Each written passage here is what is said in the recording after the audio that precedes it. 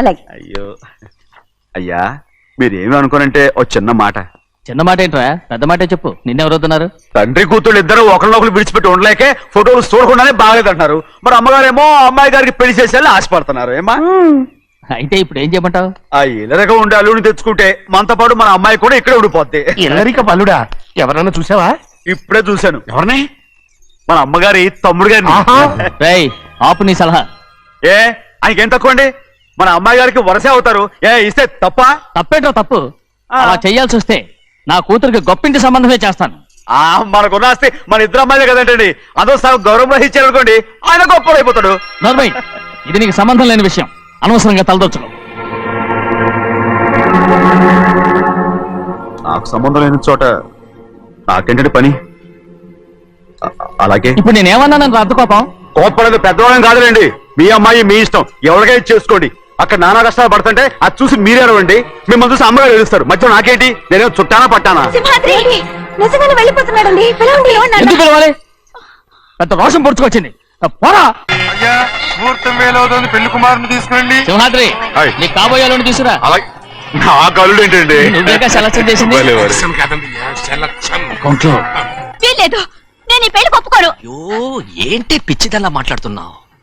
నేను మాత్రం అనుకున్నానా ఏంటి ఎంత గొప్ప ఇంటికి అల్లుండవుతానని? ఎవడు చేసిన పుణ్యమో? పుణ్యమా?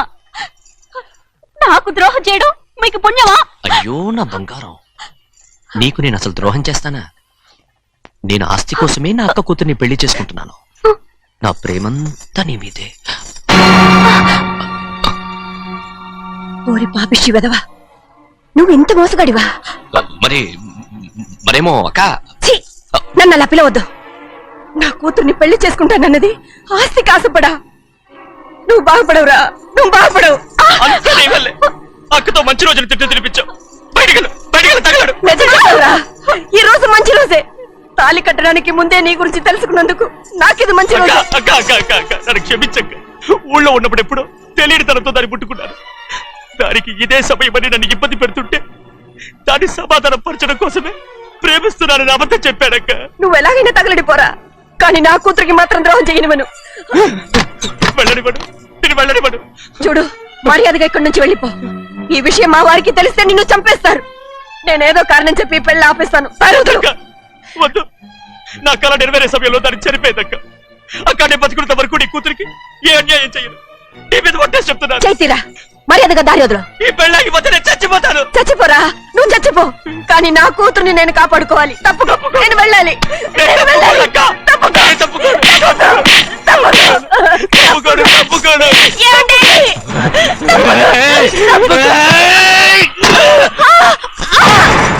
చంపేస్తాను. వినకపోతే ఎంత బతిమాలాలే నువ్వు?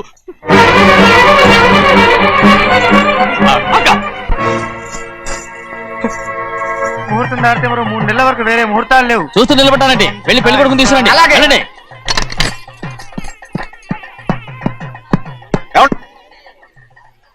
అటు వెళ్తున్నారేంటి?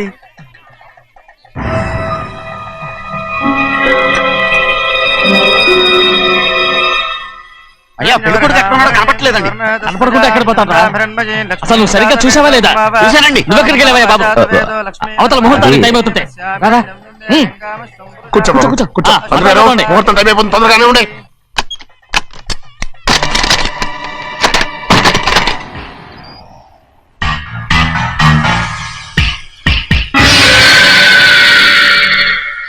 ఏమిటయ్యా, తిరణాలకు వెళ్తే తప్పిపోయినట్టు ఒక్కొక్కళ్ళు కనిపించకుండా పోతున్నారు. గోవిందయ్యా, అయ్యా నువ్వు వెళ్ళి లక్ష్మీ సింహాద్రి ఎక్కడున్నారో చూసుకుంటున్నా. కంగారు పడకమ్మా, అమ్మ వచ్చేస్తుంది.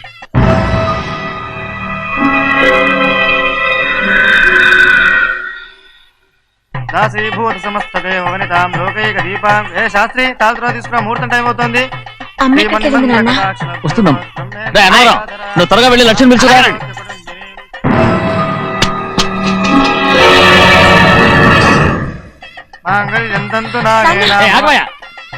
అనంతరం లేకుండా నువ్వు తాళి కట్టి చేస్తావా? తాళి కట్టి పెట్టా.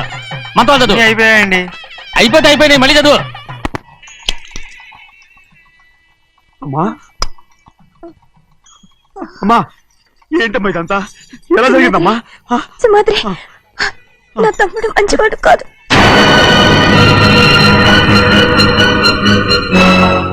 ఈ పెళ్లి ఎలాగైనా ఆపించు. నా కూతుర్ని కాపాడు. అలాగేనమ్మా. త్వరగా వెళ్ళు. అలాగే.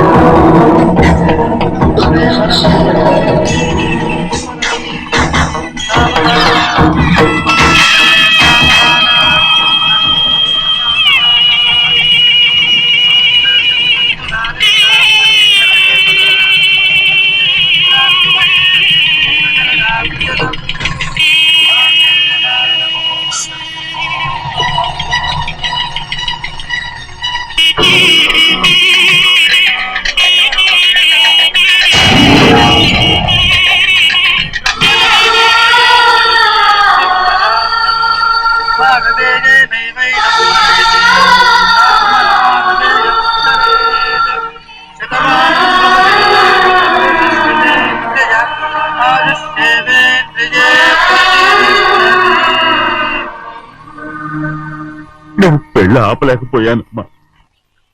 నేను వెళ్ళేసరికి తాళి కట్టేశాడమ్మా. మన అమ్మాయి మేడలో కట్టిన తాళి నా చేతులతో నేను ఎలా... నువ్వే చెప్పమ్మా. మా అమ్మా అమ్మా అమ్మగారిని చంపేశారు. అయ్యారు అమ్మగారిని ఎవరో చంపేశారండి.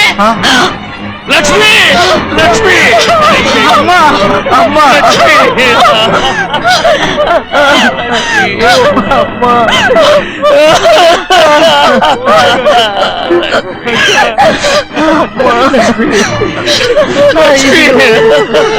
ఏం జరిగిందో చెప్పరా?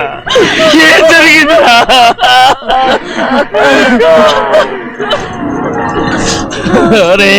ఏం జరిగిందో చెప్పరా?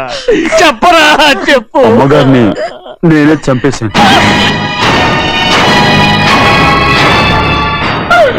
శ్రీమాత్రి, మీ అమ్మగారిని నువ్వు చంపావు. నేను నమ్మనయ్యా. మీ అమ్మగారు మా అక్కని పొట్టలు పెట్టుకున్నావు కదరా. మా అమ్మ నీకేం అన్యాయం చేసింది? ఎందుకు చంపావు?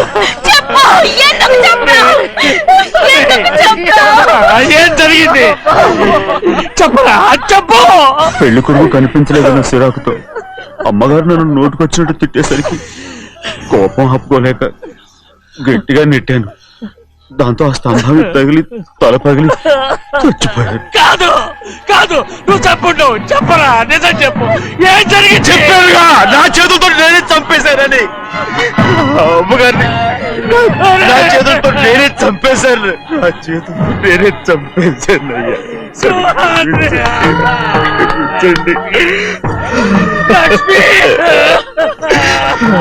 అయ్యా నువ్వు అమ్మగారిని చంపలేదు. నేను అమ్మనయ్యా. అయ్యా శ్రీమాత్రి.